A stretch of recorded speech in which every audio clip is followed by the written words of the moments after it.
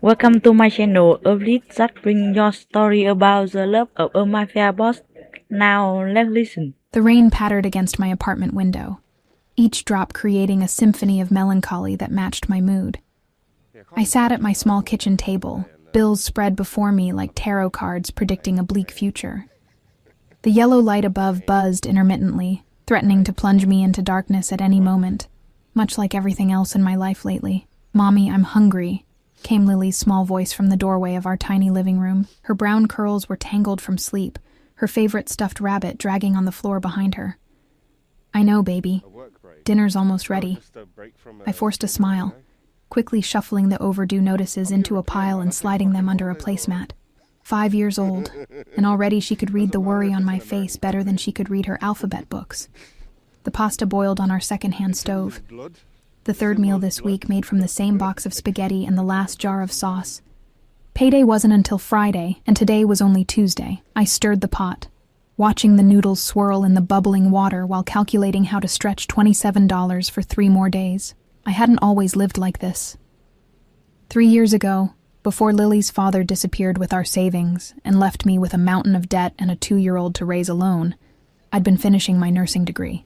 Now I worked double shifts at Mercy Hospital as an aide, making barely enough to keep our heads above water. "Tell me a story while we wait," Lily said, climbing onto a chair and resting her chin on her hands. I separated the pasta into 2 portions, giving her the larger one.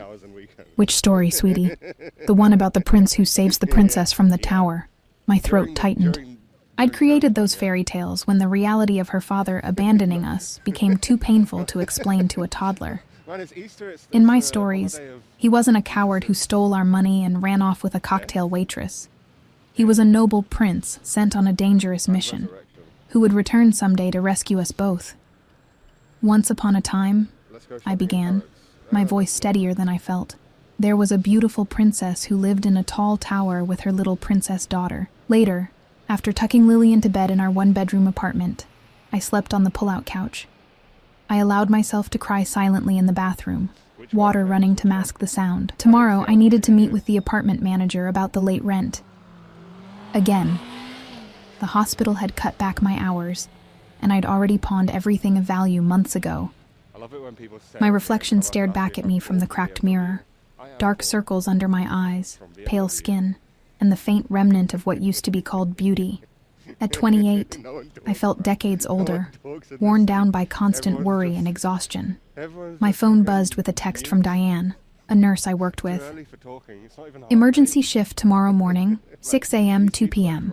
Interested?" My fingers couldn't type "yes" fast enough. The extra hours would mean Lily would have to go to Mrs. Patel next door instead of preschool, but the money would cover groceries for another week. Morning came too quickly. I left Lily, still sleepy-eyed and clutching her rabbit, with our kind neighbor, promising to pick up her favorite apple juice on my way home. Mercy Hospital bustled with the controlled chaos I'd grown accustomed to.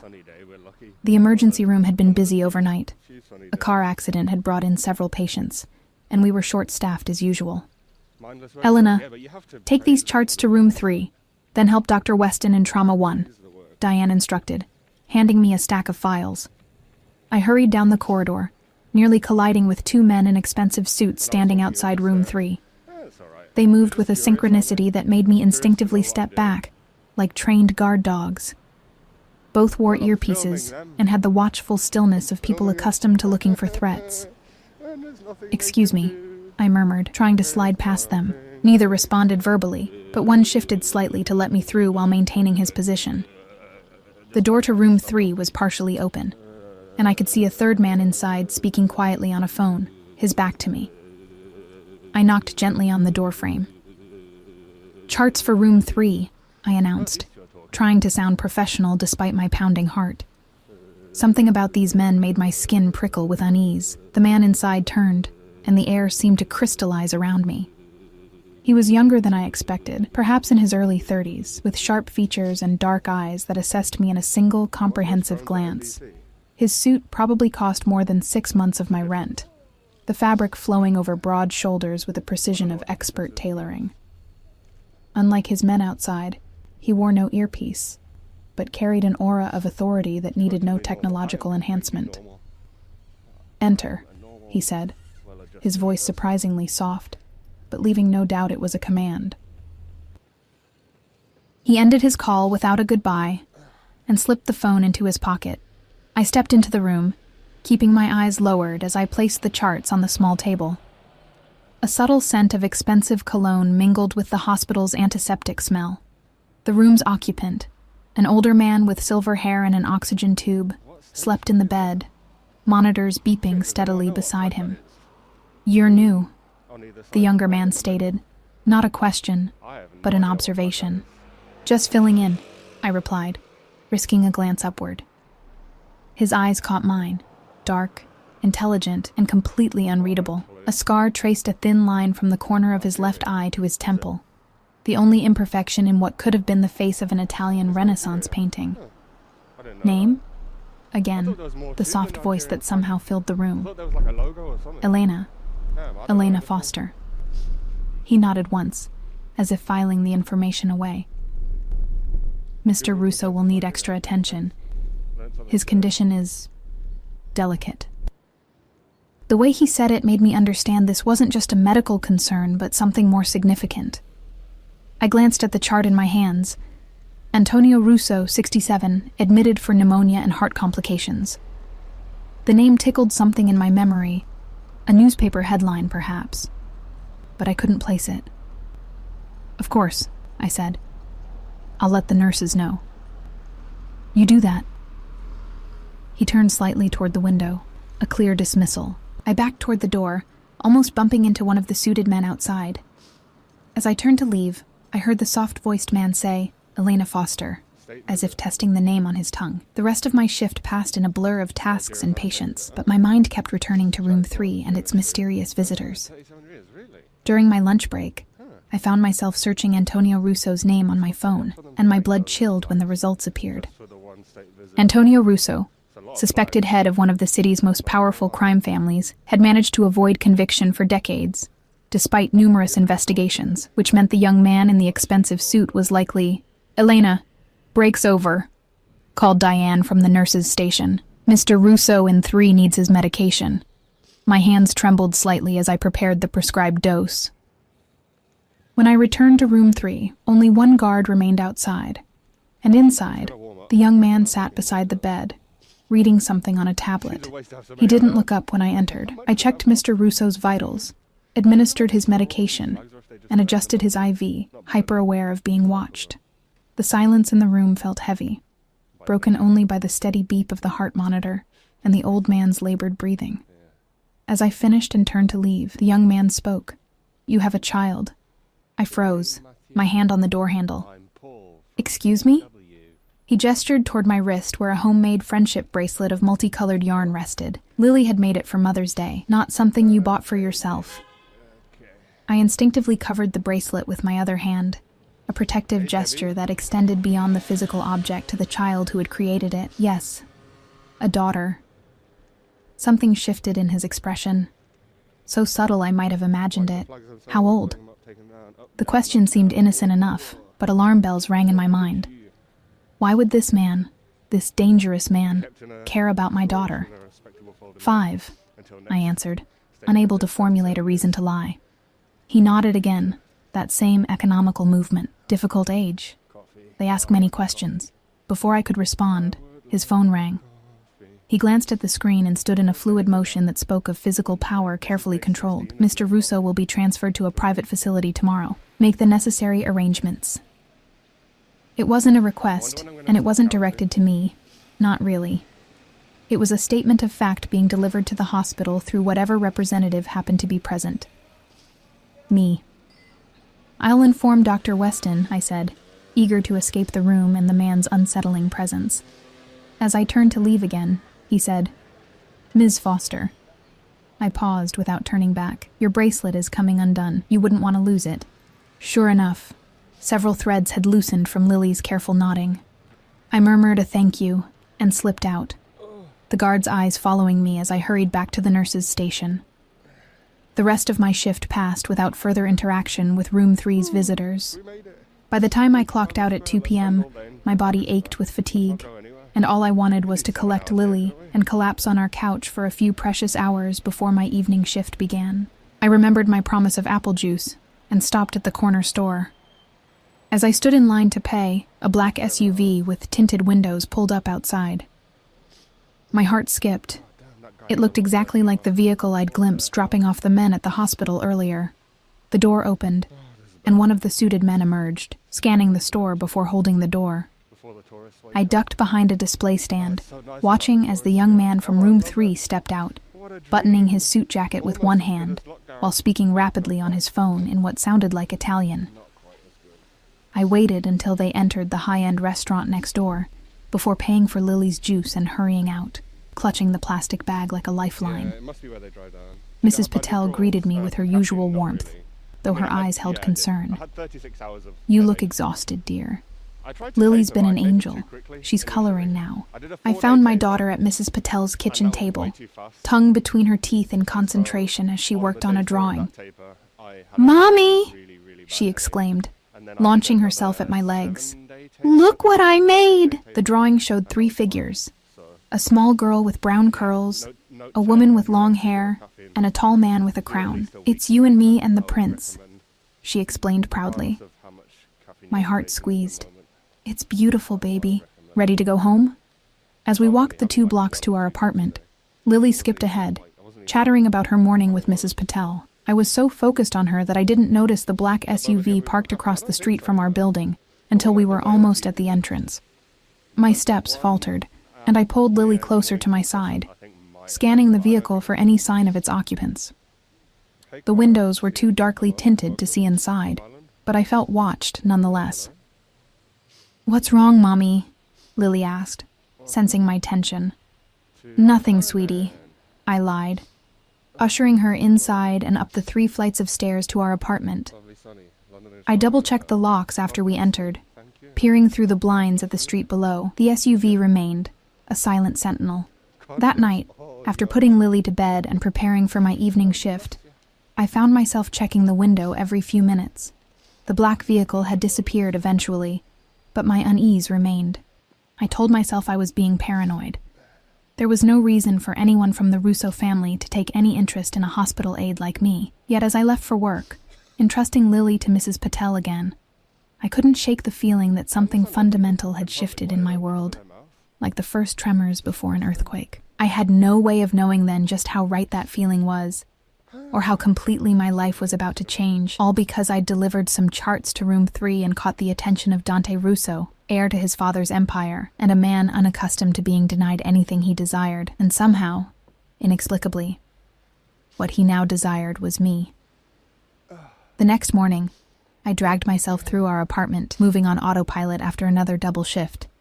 My body ached from hours of lifting patients and rushing through hospital corridors. Lily sat at our small kitchen table, humming as she ate the cereal I'd poured with trembling hands. "Can I wear my blue dress today?" she asked, swinging her legs beneath the table. "Sure, baby." I managed a smile despite the exhaustion pressing down on me like a physical weight.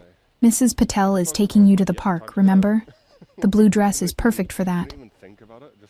I'd arranged another day with our neighbor because the hospital had called. Mr. Russo was being discharged to a private facility, and they needed extra hands. The pay was too good to pass up, though the thought of seeing those dark, assessing eyes again made my stomach tighten with apprehension. After dropping Lily off, I hurried to catch the bus to Mercy Hospital. The sky hung low and gray, threatening rain that would likely soak me on the walk home later. I leaned my forehead against the cool window, fighting to keep my eyes open as the city blurred past. The hospital seemed unusually quiet when I arrived. At the nurse's station, Diane greeted me with raised eyebrows. "You're on the Russo transfer?" she asked, lowering her voice. "Lucky you. They've taken over the entire East Wing for the discharge process." "Why all the security for a pneumonia patient?" I asked, though I knew the answer after my internet search yesterday. Diane shrugged.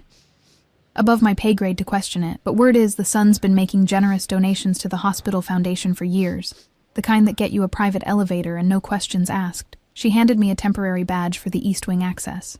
"They requested you specifically, by the way." My heart stuttered. "Me? Why?" "No idea. But when Dante Russo asks for something, Apparently our administration trips over themselves to provide it. She gave me a curious look. What did you do to get his attention? Nothing, I whispered, the word barely audible. I just delivered some charts. Diane's expression turned serious. Be careful, Elena. There are rumors about that family. Not just the obvious ones. The sun, especially. People who enter their orbit tend to stay there, willingly or otherwise. With those comforting words ringing in my ears, I made my way to the East Wing. 2 security guards I didn't recognize checked my ID and the special badge before allowing me through doors that normally stood open. Room 3 had been transformed overnight. Medical equipment I'd never seen in our budget-constrained hospital surrounded Mr. Russo's bed. Fresh flowers filled every surface, their perfume almost masking the antiseptic smell. The old man himself looked marginally better, sitting propped up against pillows that definitely hadn't come from hospital supply. And beside the window, as I'd both feared and expected, stood Dante Russo.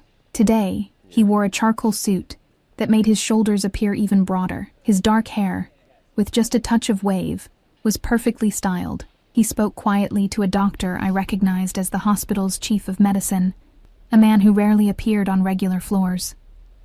Both men turned as I entered. The doctor nodded brusquely and left, closing the door behind him with a soft click that somehow sounded final. Ms. Foster.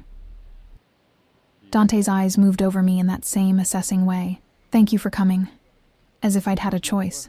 Good morning, Mr. Russo, I replied professionally. I'm here to assist with the transfer. Indeed. He gestured to a nurse I hadn't noticed, standing in the corner with a clipboard. Natalia will instruct you. The woman approached, elegant, competent, and clearly not regular hospital staff. She explained my role in transferring the elder Russo to a waiting ambulance, then to a private rehabilitation center. My job would be to monitor his vitals during the journey and assist the private medical team. The transfer fee has been arranged with your administration, Dante said when Natalia finished. You'll be compensated separately for your time. Before I could respond, his phone buzzed. He glanced at it, frowning slightly. Excuse me, he said, stepping into the hallway. Natalia and I prepared Mr. Russo for transport, checking his IV lines and oxygen. The old man drifted in and out of consciousness, mumbling occasionally in Italian. Once, he grabbed my wrist with surprising strength, his roomy eyes suddenly clear and focused. Leia, Bella, he rasped, then added something else I couldn't understand before Natalia gently removed his hand. What did he say? I asked. He thinks you're pretty, she translated with clinical detachment. And that his son thinks so too. My cheeks burned as I busied myself checking the oxygen tank. Natalia watched me with knowing eyes, but said nothing more. Dante returned as we finished preparations, his expression tight. We need to move now, he said, an edge to his voice that hadn't been there before. There's been a complication. The complication became clear as we wheeled Mr. Russo toward the private elevator. 2 police officers stood talking to the hospital administrator near the nurses' station. Dante positioned himself between the gurney and the officers, his body language casual, but his eyes vigilant. One of the officers glanced our way, and I felt Dante's hand at the small of my back, guiding me and the gurney smoothly into the elevator before the officer could approach. His touch burned through my scrubs, firm and proprietary. The doors closed on the officer's curious expression. Problems? Natalia asked quietly. Nothing concerning, Dante replied, though the tension in his jaw suggested otherwise. We descended to a loading bay I didn't know existed. A sleek, unmarked ambulance waited, back doors open, with more men in suits standing guard. Everything moved with practiced efficiency.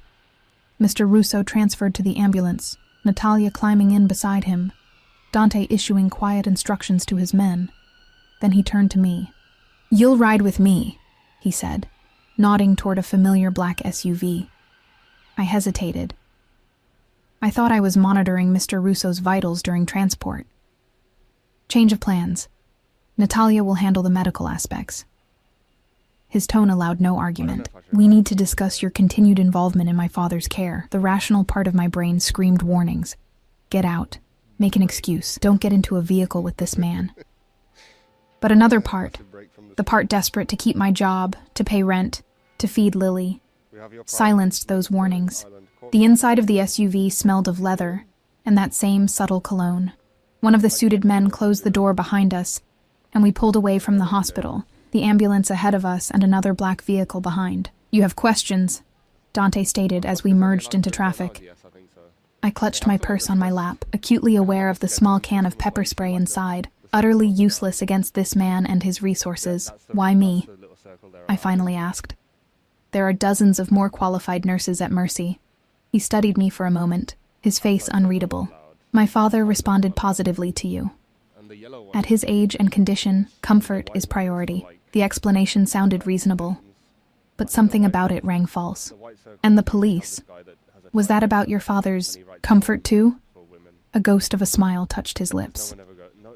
"You've done your research on my family." "Just what anyone could find online," I said quickly, regretting my boldness. "The police periodically take interest in our business ventures," he said, dismissing years of investigations with a casual wave. "It's nothing unusual." We rode in silence for several minutes, the city giving way to more affluent suburbs. Finally, I gathered my courage. "Mr. Russo, I appreciate the opportunity, but I'm just a nurse's aide. I have limited availability because of my daughter and Lily," he interrupted. "Age 5, currently with your neighbor, Mrs. Patel, at Westside Park." Ice flooded my veins. "How do you know that?" He didn't answer directly. "Your current financial situation is precarious. 3 months behind on rent, outstanding medical bills from your daughter's tonsillectomy last year, student loans in default. Your car was repossessed 6 months ago." Each word hammered into me like nails sealing a coffin. He knew everything, had investigated every vulnerable aspect of my life. "What do you want from me?" My voice trembled despite my effort to control it. "I'm offering you employment, Ms. Foster. Private nursing aid to my father during his recovery. The salary would be..." He named a figure that made me gasp involuntarily, "plus accommodation for you and your daughter at the recovery facility's guest house." My mind reeled. The amount he offered would clear my debts within months, with enough left over to start a savings account. Something I hadn't had in years. "Why?" I whispered. "You could hire anyone with that salary." Dante turned those dark eyes on me, and for the first time, I saw something flicker in their depths, something hungry and possessive that sent a shiver down my spine. "My father trusts you. I trust his judgment." He leaned slightly closer, "and I prefer to keep things that interest me where I can see them." Before I could process that statement, the SUV stopped at an imposing gate. We'd arrived at what appeared to be a private estate, rather than a medical facility. Manicured grounds stretched in all directions, and at the end of a winding drive stood a mansion that belonged in a movie, not in this working-class city. "This is the recovery facility?" I asked incredulously. "My family's home," Dante corrected. "The East Wing has been converted for my father's care." The gates opened silently, and we proceeded up the drive. The ambulance had already arrived, and I could see attendants carefully moving Mr. Russo inside on a stretcher. "You haven't accepted my offer," Dante noted as the SUV stopped at the front entrance. "I need to think about it," I said, "and discuss it with my daughter." Something hard flashed in his expression. "Of course. Take today to consider. I'll have my driver return you to your apartment." Relief washed through me at not having to make an immediate decision. As I moved to exit the vehicle, his hand caught my wrist, not roughly, but with unmistakable strength. "Elena," he said, my name sounding foreign and exotic in his mouth. "I should warn you that I rarely extend offers twice." The implied threat hung between us. I pulled my hand away and stepped out into the sunlight, feeling his eyes on me until I entered the mansion. Inside was a flurry of activity centered around getting Mr. Russo settled. I followed a housekeeper through marble-floored hallways to a converted bedroom that contained more medical equipment than some hospital wards. Natalia directed staff with quiet efficiency, barely acknowledging my presence. For the next several hours, I worked alongside the private nurses, helping to establish Mr. Russo's care routine. The old man drifted in and out of sleep, occasionally gripping my hand and murmuring in Italian. Once, he pulled me closer and whispered in halting English, "My son, he watches you. Be careful, pretty one."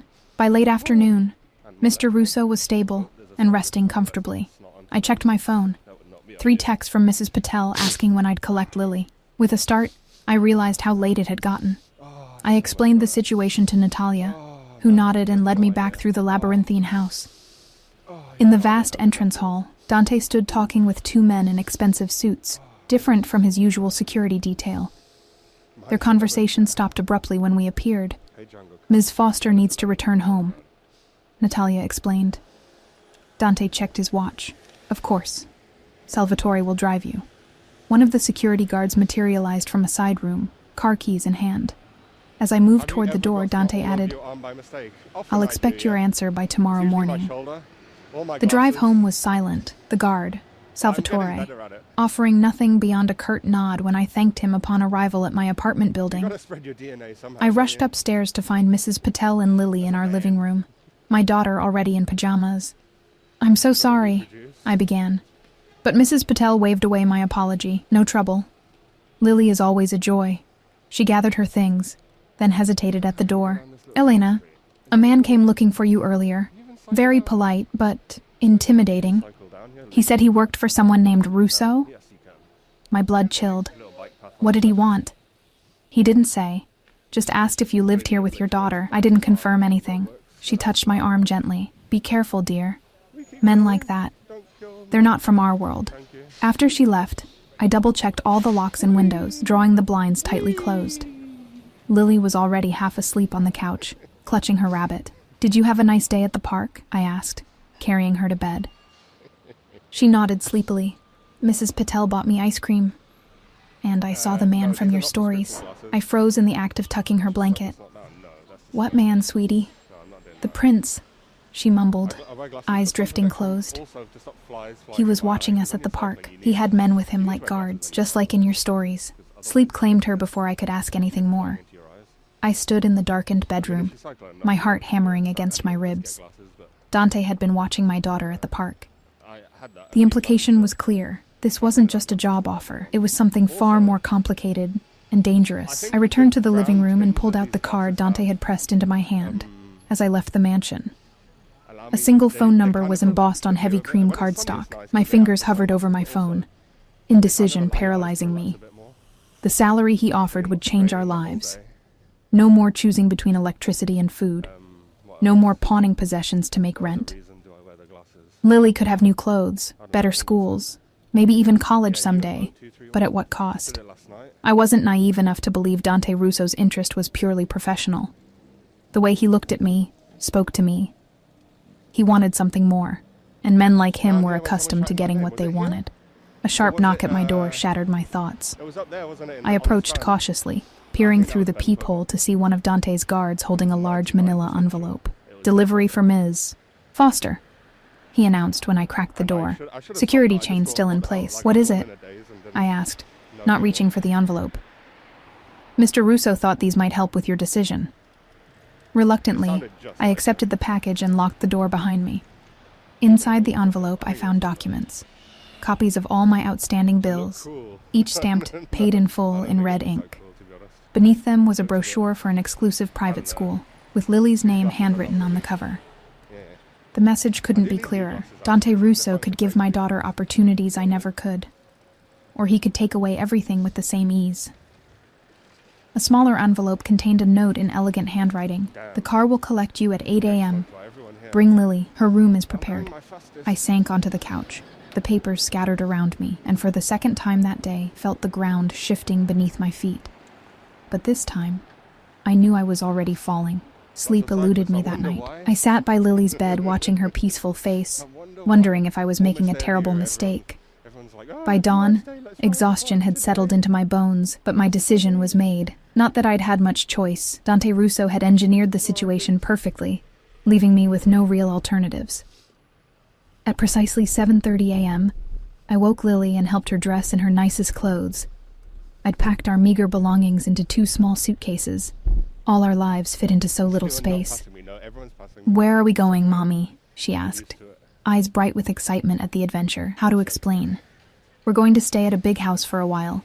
I'll be helping to take care of a sick man, and you'll have a beautiful room to play in." "Like a castle?" Her imagination immediately transformed our situation into one of her fairy tales. Something like that. I forced a smile, zipping up her little backpack filled with treasured toys. At 7:55 a.m., a sleek black car pulled up outside our building. Not an SUV this time, but a luxury sedan with tinted windows. The driver, not Salvatore, but another impassive guard, loaded our bags while I handed Mrs. Patel a letter explaining our sudden departure and thanking her for everything. "Are you sure about this, Elena?" she whispered, concern etched in the lines around her eyes. "It's a good opportunity," I said, the words hollow even to my own ears. "Better pay, better schools for Lily." She squeezed my hand. "If you need anything at all, you call me." The drive to the Russo estate felt shorter in daylight. Lily pressed her face to the window, gasping at the sprawling mansions and manicured lawns as we entered the wealthy enclave. I kept my eyes forward, steeling myself for whatever awaited us. The massive iron gates opened as we approached, as if someone had been watching for our arrival. Probably they had been. The car circled a fountain before stopping at the front entrance, where Natalia waited on the steps. "Good morning," she greeted us with professional warmth. Her eyes softened slightly when she saw Lily. "And this must be the little one. Hello, dear."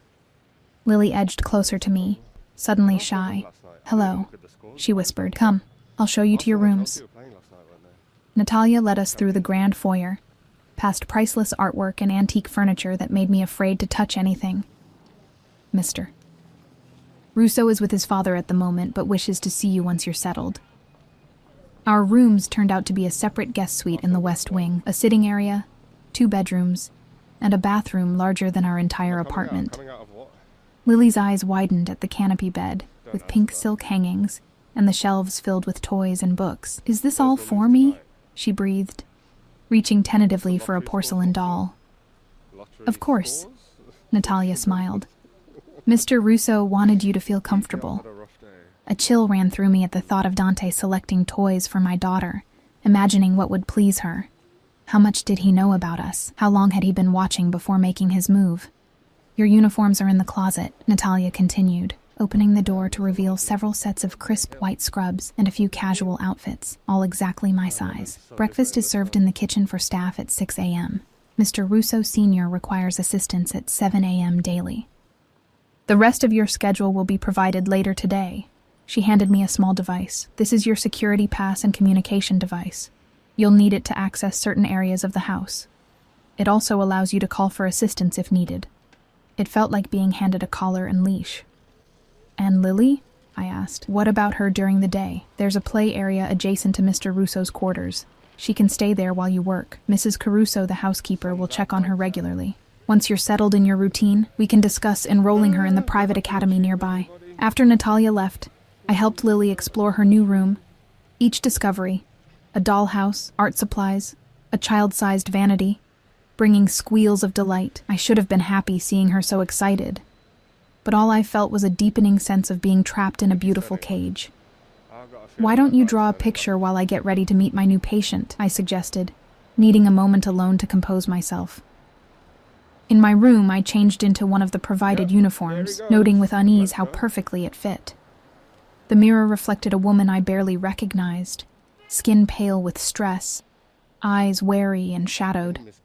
I pulled my hair back into a neat ponytail and applied minimal makeup, trying to look professional and unremarkable. A soft knock at the suite door announced Natalia's return. "Mr. Russo is ready for you now. The little one can stay here. I'll have Mrs. Caruso bring her some breakfast." I knelt before Lily. "Mommy has to go work now. A nice lady will bring you food, and I'll be back to check on you soon. Be good, okay?" She nodded, already absorbed in arranging her new toys. I followed Natalia through a maze of corridors to the east wing, memorizing landmarks to find my way back. The elder Russo's suite had been transformed into a state-of-the-art medical facility, with monitors, oxygen equipment, and a hospital bed positioned near large windows overlooking the gardens. The old man slept peacefully, his breathing less labored than the previous day, and beside him, as always, stood his son. Dante wore no suit today, but dark slacks, and a white shirt with rolled-up sleeves, revealing strong forearms and an expensive watch. The casual attire did nothing to diminish his aura of authority. "You came," he said simply, those dark eyes studying me with something like satisfaction. "Did you doubt it?" I couldn't keep the edge from my voice. A slight smile curved his lips. "Not really. How is Lily settling in?" The casual mention of my daughter's name sent a spike of protective anger through me. "She's fine. Overwhelmed by all the generosity. Children adapt quickly." He gestured toward his father. "He had a restless night, but is stable now. Natalia will show you the care protocols." I moved to the bedside, checking the monitors with practiced efficiency despite my jangled nerves. "His oxygen levels have improved, thanks to the specialized equipment." Dante watched me work, his gaze a tangible weight, "and now, thanks to your care." For the next hour, Natalia walked me through Mr. Russo's medication schedule, physical therapy routine, and monitoring requirements. The work itself was straightforward, not so different from what I'd done at the hospital, just with better equipment and only one patient. Dante remained throughout the orientation, occasionally asking questions or suggesting adjustments to his father's care. His presence filled the room, making it difficult to concentrate. Finally, as Natalia was explaining the charting system, the old man stirred. "Dante?" he called weakly in his accented English. "Where is the angel?" Dante moved to his father's side. "She's here, Papa." He beckoned me closer. Mr. Russo's roomy eyes brightened when he saw me. "Ah, there she is. The pretty one." I smiled professionally. "Good morning, Mr. Russo. How are you feeling today? Better now?" He patted my hand with papery fingers. "You will stay, yes? My son has convinced you? I'll be helping with your care," I confirmed, acutely aware of Dante watching this exchange. Good. The old man's gaze drifted between his son and me, a knowing look in his faded eyes. "She reminds me of your mother, Dante. Same spirit in her eyes." Something flashed across Dante's face. Pain or anger, I couldn't tell which. "Rest now, Papa. Elena will be here when you wake." As the old man drifted back to sleep, Dante gestured for me to follow him. We stepped into an adjoining sitting room, and he closed the door partway, leaving it open enough to hear if his father called. "My father seems to have taken a particular liking to you," he said, pouring water from a crystal decanter. He offered me a glass, which I accepted gratefully, my throat suddenly dry. "He's a charming man," I replied neutrally. Dante laughed softly, the first time I'd heard the sound. "That's diplomatic. He can be difficult, demanding. Few nurses last more than a month with him." He studied me over the rim of his glass. "I think you'll be different, because I have no choice?" The words slipped out before I could stop them. His expression hardened. "Everyone has choices, Elena. You chose to come here this morning, after you paid off my debts, and practically threatened my daughter's future. Not much of a choice. I offered opportunity, security, a better life for your child." He set down his glass. "Things her father failed to provide before he abandoned you both." The casual reference to my past stung like a slap. "You don't know anything about me. I know everything about you." He stepped closer, and it took all my willpower not to back away. Elena Born in Riverside, Foster. Parents deceased. Nursing school dropout due to pregnancy. Left by Michael Chambers when your daughter was 2. Working double shifts at a hospital that doesn't value you. Living in an apartment you can barely afford. Each word hammered home how thoroughly he'd investigated my life, how vulnerable I truly was. "Why?" I whispered. "Why go to all this trouble for a nurse's aid?" Dante's eyes darkened. Perhaps I recognize value where others don't. He reached out, his fingers brushing a strand of hair that had escaped my ponytail. Or perhaps I simply take what interests me. Before I could respond, a child's voice called from the doorway. "Mommy?" I turned to see Lily standing there, a cookie clutched in her small hand, staring wide-eyed at Dante. Behind her, a flustered Mrs. Caruso appeared. "I'm sorry, sir." She ran ahead before I could stop her. Dante waved away the apology, his attention fixed on my daughter. For a terrifying moment, I feared how he might react to the interruption. To my surprise, he crouched down to Lily's eye level, his imposing presence softening. Hello, Lily. I'm Dante. This is my house you're staying in. Lily studied him with a child's direct curiosity, then her eyes widened with recognition. You're the man from Mommy's stories, she said with absolute certainty. The world seemed to stop. Dante's eyes flicked to mine, then back to Lily. What stories are those? He asked gently. About the prince who's going to come save us, Lily explained matter-of-factly. I saw you at the park yesterday. You look just like Mommy describes him. Time suspended itself as Lily's innocent words hung in the air. My heart pounded so loudly I was certain everyone could hear it. Dante remained perfectly still, his expression unreadable as he regarded my daughter. Is that so? He finally said, his voice gentle in a way I hadn't heard before. And what else did your mommy say about this prince? I stepped forward quickly. Lily, sweetheart, Mrs. Caruso was showing you the kitchen, wasn't she? Why don't you go back with her and finish your cookie? But Mommy... Now please, I said firmly, relief flooding through me when Mrs. Caruso took Lily's hand and led her away. When we were alone again, I couldn't meet Dante's eyes. They're just bedtime stories, something to help her understand why her father left. You made me a prince? The question contained no mockery, only genuine curiosity. Not you, I clarified hastily. Her father. I told her he was a prince called away on a dangerous mission. Children need hope. Dante watched me with that intense gaze that seemed to see through all pretenses. And now she thinks I'm this fairy tale prince? A strange expression crossed his face, something almost vulnerable beneath the hardened exterior. She's 5. She has an active imagination. I busied myself checking the medication chart, desperate to change the subject. I should get back to your father. Elena, the way he said my name stopped me in my tracks. We've scheduled an assessment for Lily at Westbrook Academy tomorrow morning. The headmistress is a family friend. The abrupt shift caught me off guard. Tomorrow? That's very sudden. The sooner she starts, the easier her adjustment will be. His tone had returned to business-like efficiency. A driver will take you both at 9. It wasn't a request, just like everything else in this new life. A pronouncement from on high that I was expected to follow. I nodded stiffly and returned to the elder Russo's bedside, feeling Dante's eyes on my back until he finally left the room. The rest of the day passed in a blur of medications, measurements, and monitoring. I checked on Lily frequently, finding her thoroughly enchanted with her new surroundings. Mrs.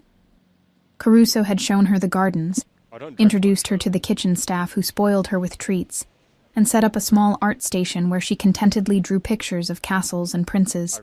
By evening, Mr. Russo's condition had improved enough for him to sit up and eat a light dinner. He insisted I join him, patting the chair beside his bed. Tell me about yourself, Angel, he requested, his accent thicker when he was tired. I gave him the sanitized version of my life.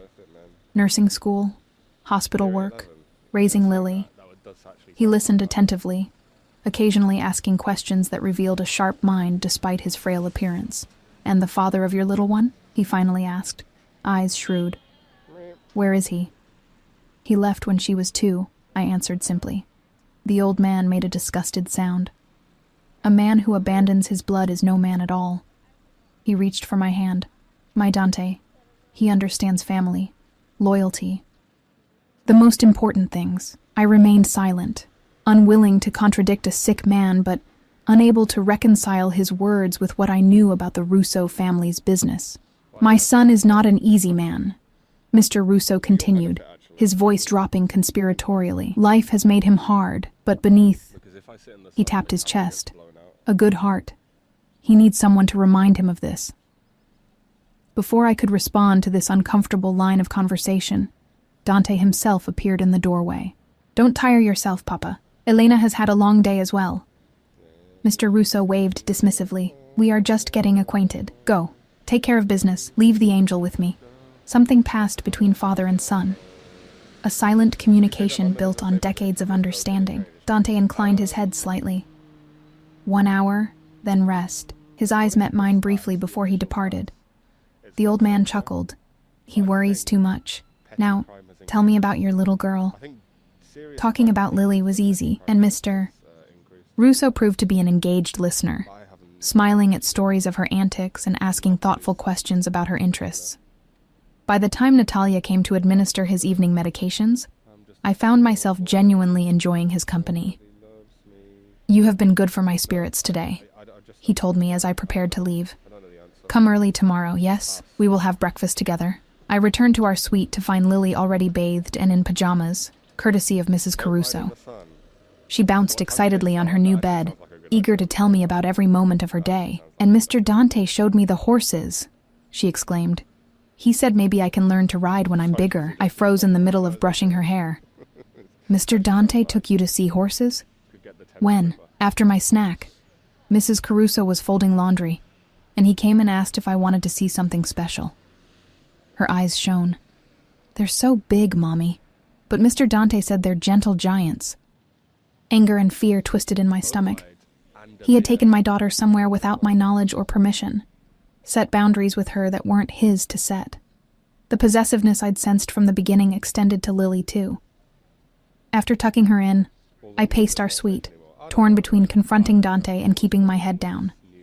This position, this place, it all depended on his goodwill, but my daughter was the one line no one could cross. A soft knock interrupted my thoughts. I opened the door to find Dante standing there, holding a leather portfolio. "May I come in?"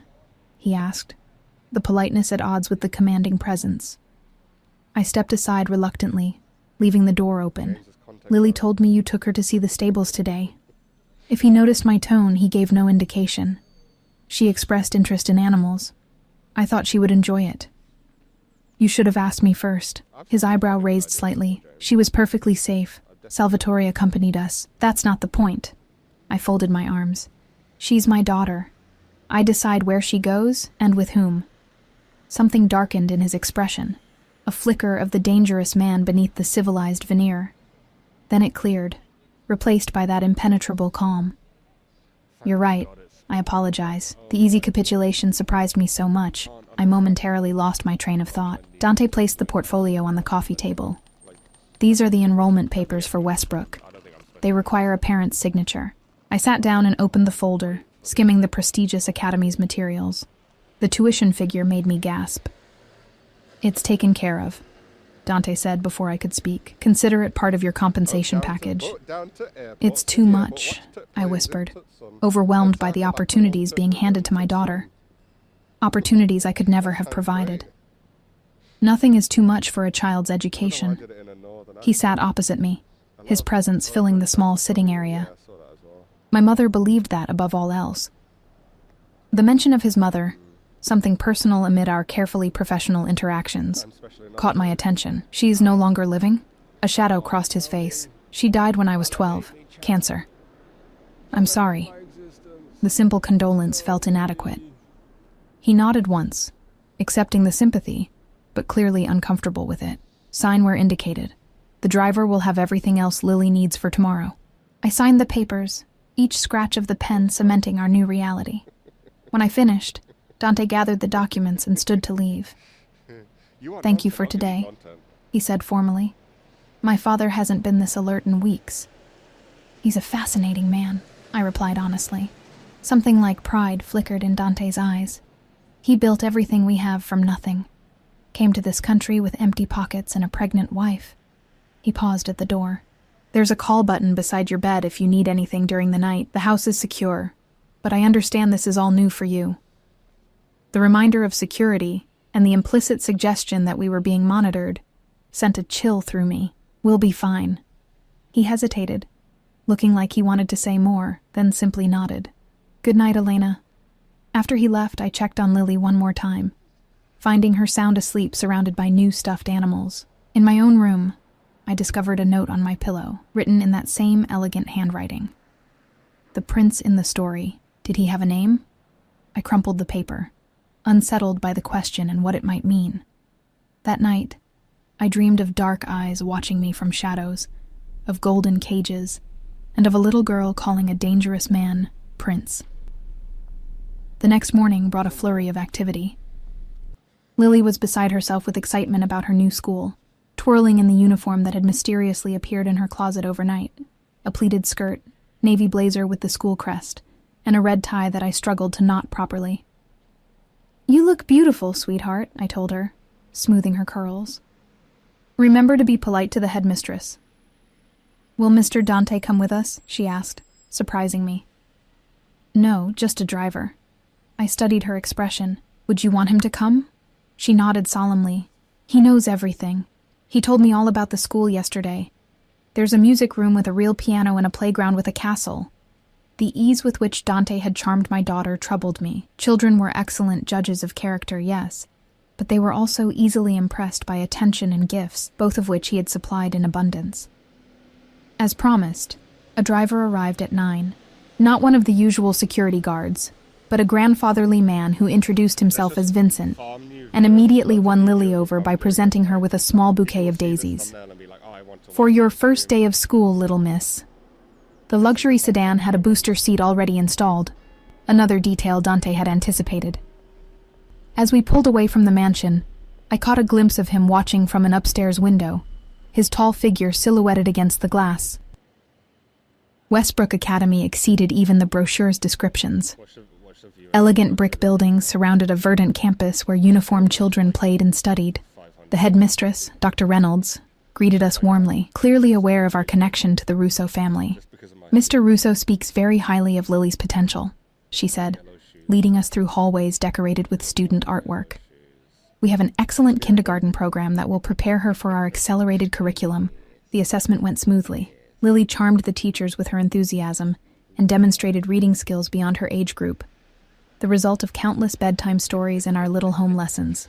"She'll do wonderfully here," Dr. Reynolds assured me as we completed the final paperwork. "We can accommodate your unusual schedule, Ms. Foster. Lily can remain in after-school programs until you're available to collect her." As we walked back to the car, Lily clutching a Westbrook teddy bear, she looked up at me with shining eyes. "Can I start today?" "Monday," I told her, squeezing her hand. "That gives us the weekend to get everything ready." Vincent held the door open, a warm smile crinkling his weathered face. "Mr. Russo has requested you join him for lunch upon your return," he informed me. "Mrs. Caruso will look after the little miss." More commands disguised as invitations. I was beginning to understand the rhythm of life with the Russos, but as I looked at Lily's excited face, at the opportunities unfolding before her, I wondered if the golden cage was truly so terrible, at least for her. When we returned to the mansion, Mrs. Caruso whisked Lily away to show her new art supplies that had arrived that morning. I changed into my uniform and made my way to the dining room where Vincent had indicated Dante would be waiting. The space was intimidating, a long mahogany table that could seat 20, crystal chandeliers overhead, and floor-to-ceiling windows overlooking the manicured gardens. Dante sat at the head, reviewing documents spread before him. He stood when I entered, gesturing to the chair at his right. "How was Westbrook?" he asked, closing the folder as a staff member appeared to serve our lunch. "Impressive," I admitted, taking my seat. Lily loved it. She wanted to start today. A ghost of a smile touched his lips. Eager, like her mother. I let the personal observation pass without comment. "Your father is expecting me after lunch. How was his morning?" "Improved. The new medication seems to be working." Dante studied me over the rim of his water glass. Dr. Reynolds called. She was quite taken with Lily. Of course she had reported directly to him. Everyone in this world seemed to. She's a bright child. With the right opportunities, she could go far. He set down his glass with deliberate precision. Harvard, perhaps. My alma mater. The casual mention of his Ivy League education was clearly meant to remind me of the gulf between our worlds, what he could provide that I never could. I focused on my salad, unwilling to give him the satisfaction of my reaction. "My father has asked about your nursing degree," Dante continued, changing tactics. "Why you never completed it?" I set down my fork, appetite vanishing. Life got in the way. Pregnancy, then abandonment. His blunt assessment stung. "You could finish now. We have connections with several universities. Night classes, online courses, whatever would fit around your schedule here." The offer caught me off guard. "Why would you do that?" "My father values education, and qualified private nurses are difficult to find." He said it matter-of-factly, as if offering to invest thousands in my education was a simple business decision. "And what would you expect in return?" I asked, because nothing with Dante Russo came without strings. His dark eyes held mine. "Loyalty," Commitment to my father's care. The same things I expect from all who work for my family. Something in his tone suggested deeper meanings beneath the simple words. Before I could respond, his phone buzzed. He checked it with a frown. Business, he explained curtly. We'll continue this conversation later. My father is awake and asking for you. I found the elder Russo sitting in an armchair by the window, looking more alert than the previous day. Natalia finished adjusting his IV and nodded to me before departing. Ah, my angel arrives, he greeted me, patting the seat beside him. Tell me about the school. Is it good enough for your little one? I described Westbrook as I helped him with his breathing exercises, warming to his genuine interest in Lily. For a man with his reputation, Antonio Russo showed surprising tenderness when speaking of children. I had a daughter once, he revealed when I mentioned Lily's love of dance. Many years ago. She would have been close to your age now. I didn't know Dante had a sister. Pain flickered across the old man's face. She died with her mother. Car accident. Dante was 12, Sophia just 7. He sighed heavily. It broke something in my boy that day. He became different. The revelation illuminated something about Dante. The hardness I'd sensed beneath his controlled exterior, perhaps born from that childhood tragedy. I'm sorry for your loss. Life gives and takes. He reached for my hand. But now, perhaps it gives again. I see how he watches you. Uncomfortable with the direction of the conversation, I redirected to his physical therapy routine. For the next hour, I focused entirely on his medical needs, avoiding any further personal revelations. As afternoon faded into evening, I checked on Lily and found her happily engaged with Mrs. Caruso, learning to make pasta by hand in the massive kitchen. Flour dusted her cheeks, and she beamed when she saw me. Look, Mommy, I'm helping with dinner. Mrs. Caruso smiled warmly. She has talented hands, a natural. I kissed the top of Lily's head. I need to finish with Mr. Russo. Will you be okay here a bit longer? Uh-huh. We're making special pasta for Mr. Dante, too. The innocent comment reminded me how quickly my daughter was adapting to this new environment and the people in it. I returned to Mr. Russo's suite with an unsettled feeling that only intensified when I found Dante there, reviewing his father's charts. Oxygen levels have improved significantly, he noted without looking up. Your care is making a difference. The medications are working, I corrected, uncomfortable with the praise. Mr. Russo chuckled from his bed. So modest, this one. Not like the other nurses who take credit for every small improvement. I busied myself with evening medications, acutely aware of Dante's presence as he spoke quietly with his father in Italian. The old man replied animatedly, occasionally glancing my way with a sly expression that needed no translation. After helping Mr. Russo settle for the night, I gathered my things to return to our suite. Dante followed me into the hallway. Walk with me, he said. Not quite a command, but not quite a request either. He led me through a door I hadn't noticed before, onto a terrace overlooking the gardens. The evening air carried the scent of roses and freshly cut grass. In the distance, the city lights twinkled like fallen stars. My father seems quite attached to you, Dante observed, leaning against the stone balustrade. He's not usually so receptive to new people. He's a charming man. I kept a careful distance between us. When he wishes to be. Dante studied the darkening sky. He told you about my sister and mother. It wasn't a question. Yes. I'm sorry for your loss. It was a long time ago. His voice held no emotion, but his knuckles whitened where he gripped the stone. My father became overly protective after that. Of me, of our family, of what we've built. Is that why you became, I hesitated, what I am? His mouth curved in a humorless smile. Perhaps. We stood in silence for several moments, the gulf between our worlds seeming both vast and insignificant in the growing darkness. I've arranged for your remaining possessions to be collected from your apartment, Dante finally said. The lease has been terminated. The casual announcement of another decision made without my input ignited a spark of rebellion. You had no right. It was a formality. You won't be returning there. His certainty fueled my anger. You can't just... I can, he interrupted, turning to face me fully. I can provide everything you and Lily need. Better than that decrepit apartment, better than struggling for minimum wage, better than telling fairy tales about princes who don't exist. And what do you get from this arrangement? I demanded. Why us? Why me? Something flashed in his eyes. Hunger, possession, maybe even vulnerability. From the moment I saw you in that hospital room, I knew you were different. The way you stood your ground, the way you protected your daughter like a lioness with nothing to lose. He stepped closer, and I held my ground despite the urge to retreat. My world is dangerous, Elena.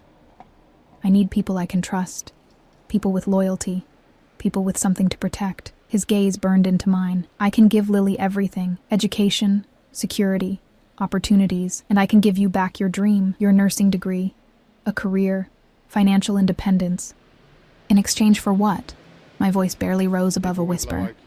Stay, care for my father. And... He hesitated, something almost vulnerable crossing his expression. Let me be part of your lives. The request hung between us, far more complex than the simple words suggested. This wasn't just employment he was offering.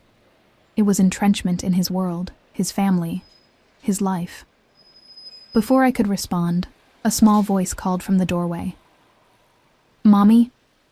Mrs. Caruso said dinner's ready. Lily stood there in her flour-dusted clothes, looking between us with curious eyes. Dante's expression softened instantly. Did you finish making the pasta, little one? She nodded proudly. It's shaped like butterflies. Farfal, he corrected gently. My favorite. Lily beamed, then turned to me. Can we eat with Mr. Dante and his daddy tonight? I hesitated, but Dante answered before I could. My father would like that very much. He's been asking to meet you. As Lily skipped away to tell Mrs. Caruso, Dante's eyes met mine again. You don't have to decide everything tonight. Take time, observe, see what life could be for both of you here. That night, after a surprisingly warm family dinner where Mr. Russo delighted Lily with stories of Italy and his childhood, I tucked my daughter into bed with conflicting emotions swirling through me. Do you like it here? I asked her, smoothing back her curls. Uh-huh. It's like a real castle. She yawned. And Mr. Dante is nice. He promised to teach me Italian words tomorrow. Did he now? I kept my tone light despite the presumption. Mm-hmm. Her eyes drifted closed, and he said maybe someday I can call him Papa. My heart stuttered. When did he say this? When we saw the horses. She snuggled deeper into her pillows. He said he's not a prince like in your stories, but he could be a papa. I'd like that, I think. Long after Lily fell asleep, I sat by her bed, watching her peaceful face and weighing impossible choices. The life Dante offered glittered with opportunity and security.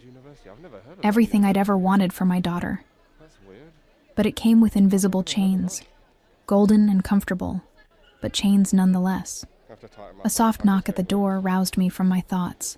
I opened it to find Dante standing there, his usual commanding presence somehow subdued. Is she asleep? He asked quietly. I nodded, stepping into the hallway and pulling the door nearly closed. She told me what you said to her, about being her papa someday. He didn't deny it. Children need fathers. And what about what I need? I challenged, finding courage in maternal protectiveness. What do you need, Elena? His voice dropped lower, the question intimate in the quiet hallway. Freedom. Choice. Not to be owned. Is that what you think this is? He gestured to the opulent surroundings. Ownership? Isn't it? You've arranged everything. My job, Lily's school, our living situation. You've made every decision, because I can provide what you need. A hint of frustration colored his words. What is freedom worth if you're constantly struggling to survive? What good is choice when all options lead to hardship? That's not for you to decide. Then decide, he challenged, stepping closer. Choose. Stay because you want to, not because you have to. I'll tear up the employment contract tomorrow. You can leave with Lily, return to your old life. His eyes held mine. Or you can accept what I'm offering. Not just security and opportunity, but a family. For both of you. The bold proposition hung between us, its implications staggering. This powerful, dangerous man was offering not just protection but himself. A ready-made family to replace what we'd lost. "I don't know you," I whispered. "You can, given time." His hand lifted, fingers brushing my cheek with surprising gentleness. "I'm not the prince from your stories, Elena. I'm flesh and blood, with all the flaws that entails, but I protect what's mine, always." The possessiveness should have frightened me. Instead, it awakened something I'd buried since Lily's father left, the longing to be chosen, protected, valued. 3 months, I finally said. "We stay for 3 months while your father recovers. No contracts, no obligations beyond that. Then I decide." Satisfaction gleamed in his dark eyes. 3 months. He lifted my hand, pressing his lips to my knuckles in an old-world gesture that sent warmth cascading through me. "Buonanotte, Elena." As he walked away, I touched the spot his lips had brushed, knowing that whatever decision I ultimately made, my life had already irrevocably changed the moment I stepped into room 3 and met Dante Russo's eyes. 3 months seemed both an eternity and an instant to determine our fate. But watching his retreating figure, I suspected Dante already knew what my decision would be. And perhaps, in the deepest part of my heart, so did I.